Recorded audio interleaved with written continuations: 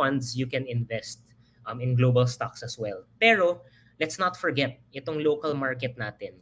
Yes. While it is soft, it's below the all-time high.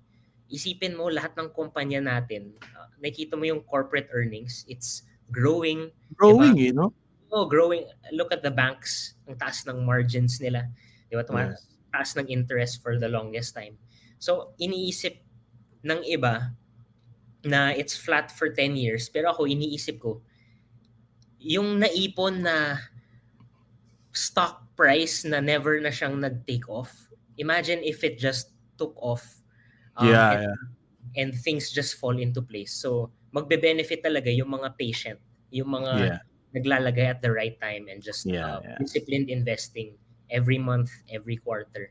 So, yun, those are the two ways I wanted to answer that question. And I'm sure si Pael